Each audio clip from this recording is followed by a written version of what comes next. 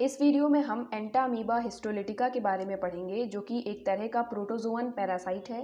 Previous की कुछ videos में हमने दो प्रोटोजोअन पैरासाइट की लाइफ साइकिल को कंप्लीट किया है। पहला था प्लाज्मोडियम पैरासाइट, जो कि मलेरिया डिजीज कॉज करता है, और सेकंड है लेishmania donovani, जो कि लेishmaniasis डिजीज कॉज करता है, जिसे हम कालाजार या ब्लैक फीवर नाम से भी जानते हैं। तो दोनों ही टॉपिक बहुत ही ज़्यादा इंपॉर्टेंट हैं एग्जाम पॉइंट ऑफ व्यू से। दोनों टॉपिक आपको कंप्लीट करने हैं, लिंक आपको मिल जाएगा डिस्क्रिप्शन बॉक्स में, वहाँ से आप टॉपिक को भी कंप्लीट कर सकते हैं और अपने नोट्स भी तैयार कर सकते हैं।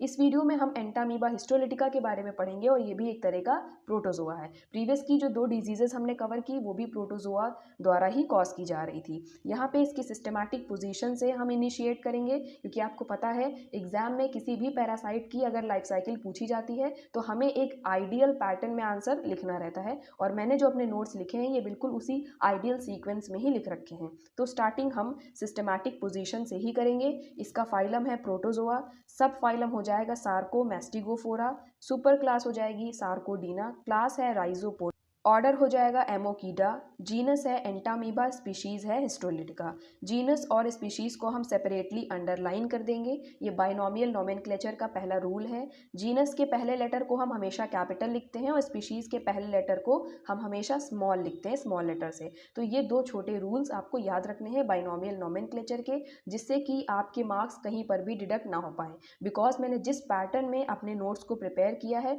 वो बहुत ही एक्यूरेट है, मोर देन सफिशिएंट है। अगर आप इसी तरह से आंसरिंग करते हैं तो आपके कहीं भी मार्क्स नहीं कटेंगे। सिस्टमैटिक पोजीशन लिखने के बाद जो भी पैरासाइट है उसके बारे में आप 2 से 4 लाइन में उसका ब्रीफ एक्सप्लेनेशन देंगे। एंटामीबा एक तरह का पैथोजेनिक पैरासाइट है, और ये एंडो पैरासाइट है, यानी पैरासाइट भी जो होते हैं वो दो कैटेगरी में डिवाइड किए गए हैं, एक्टो पैरासाइट और एंडो पैरासाइट। एक्टो पैरासाइट होते हैं जो कि होस्ट बॉडी के सरफेस पे रह के अपना न्यूट्रिशन उससे गेन करें, वो एक्टो पैरासाइट होते हैं। एक्टो का मतलब किसी भी बॉडी सरफेस के ऊपर, एंडो का मतलब होता है इनसाइड, यानी जब होस्ट बॉडी के अंदर पैरासाइट रहेगा और अपना न्यूट्रिशन गेन करेगा तो वो एंडो पैरासाइट कहलाता है। तो एंटामीबा हिस्टोलिटिका एक तरह का एंडो पैरासाइट है, क्योंकि ये ह्यूमन बॉडी के अंदर रहता है। ह्यूमन बॉडी में ये स्मॉल एंड लार्ज इंटेस्टाइन में रहता है, यानी छोटी आंत और बड़ी आंत में।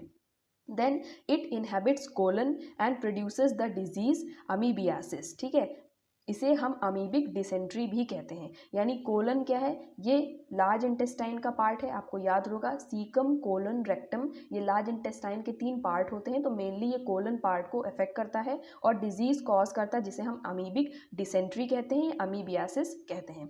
फिर इसके अब पैसिव वेक्टर्स की बात कर लेते हैं। जैसा कि हमने पिछली 2 वीडियोस में पढ़ा था, हमने 2 पैरासाइट के बारे में, एक मलेरिया डिजीज़ पढ़ी और एक लेishmaniasis डिजीज़ पढ़ी। दोनों में ही हमने वेक्टर्स के बारे में समझ लिया था कि वेक्टर्स क्या होते हैं। अगर आपको वेक्टर के बारे में और डिटेल में पढ़ना है तो वेक्टर्स पे भी आपको सेपरेटली वीडियो मिल जाएगी, लिंक भी आपको डिस्क्रिप्शन बॉक्स में मिल जाएगा। तो वेक्टर्स क्या होते हैं अगर आपको नहीं पता तो आप उस वीडियो से अच्छे से समझ सकते हैं। तो हाउस फ्लाई और कॉकरोच यहाँ पे पैसिव वेक्टर की तरह काम करते हैं। वेक्टर्स वो होते हैं जो एक इंसान से दूसरे इंसान तक उस डिजीज़ को क्या करें, ट्रांसमिट करें या स्प्रेड करें, वो वेक्टर कहलाते हैं। लेकिन यहाँ पे हाउस फ्लाई या कॉकरोचेस डायरेक्टली डिजीज़ को नहीं फैला रहे, यानी एक इंसान से दूसरे इंसान तक ये नहीं फैलाएंगे, ये डायरेक्टली वेक्टर नहीं कहलाएंगे, ये पैसिव वेक्टर कहलाते हैं। क्योंकि अभी हम इनकी लाइफ साइकिल जब समझेंगे तब आपको क्लियरली समझ में आएगा कि ये जो हाउस फ्लाई हैं, जो कॉकरोचेस हैं, ये क्या करते हैं, फीकल मैटर पे जाके बैठते हैं, फिर वहाँ से उस कंटामिनेशन को लेके polluted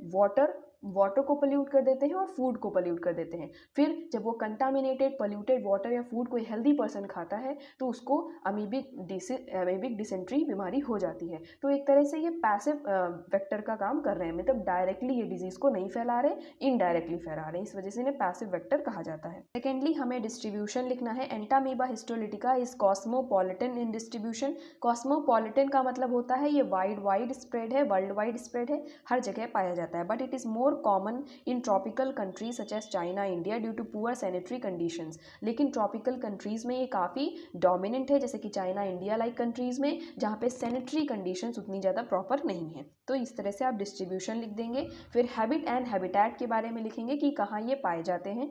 they live in the lumen of large intestine. Large intestine के भी 3 हिस्से होते हैं, सीकम, कोलम एंड रेक्टम। तो कोलम वाले पार्ट को ये मेनली इफेक्ट करता है, लार्ज इंटेस्टाइन का ही हिस्सा होता है ह्यूमंस में। And also also found in the lower portion of small intestine.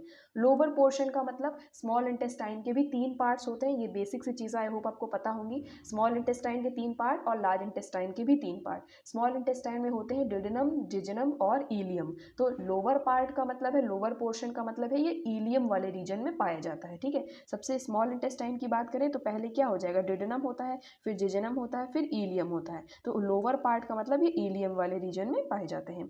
It इन्वेट्स the mucosa and सब mucosa layers of the intestinal wall, produces the deep ulcers and dysentery. अब जो हमारी एलिमेंट्री कैनाल होती है पूरी, उस एलिमेंट्री कैनाल में 4 layers के बारे में आपने पढ़ रखा होगा। एलिमेंट्री कैनाल जो है पूरी माउथ से स्टार्ट होती है, एनस पे एंड होती है हमारी एलिमेंट्री कैनाल, और इसमें 4 तरह की लेयर्स पाई जाती हैं। तो यहाँ पर म्यूकोसा और सब म्यूकोसा, ये 2 लेयर भी उन्हीं में से हैं। तो म्यूकोसा सब म्यूकोसा लेयर्स को ये अफेक्ट करते हैं इंटेस्टिनल वॉल में, क्योंकि ये इंटेस्टाइन में ही पाए जाएंगे, तो इंटेस्टिनल वॉल को अफेक्ट करते हैं, उसमें डीप अल्सर्स कर देते हैं और डिसेंट्री कॉज कर देते हैं।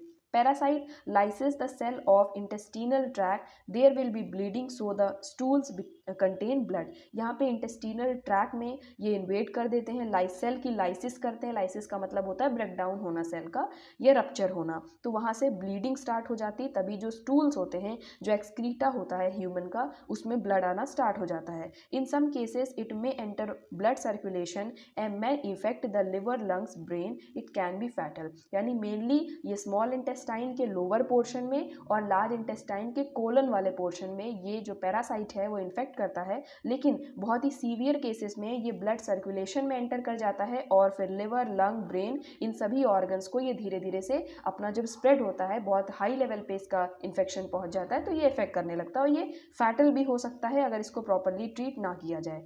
मॉर्फोलॉजी की बात करें तो एंटामीबा हिस्टोलिटिका 2 फॉर्म में आता है, 2 फॉर्म या 2 स्टेजेस हैं इसकी। पहली है ट्रोफोजोइड स्टेज, जिसे हम मैग्ना स्टेज भी कहते हैं। देन सेकेंड इज प्रीसिस्टिक स्टेज, जिसे हम माइन्यूटा फॉर्म भी कहते हैं। तो ट्रोफोजोइड स्टेज क्या है और प्रीसिस्टिक स्टेज क्या है, ये मॉर्फोलॉजी के 2 स्टेजेस के बारे में हम नेक्स्ट वीडियो में कैरी ऑन करेंगे। Stay tune for the next part. Thank you.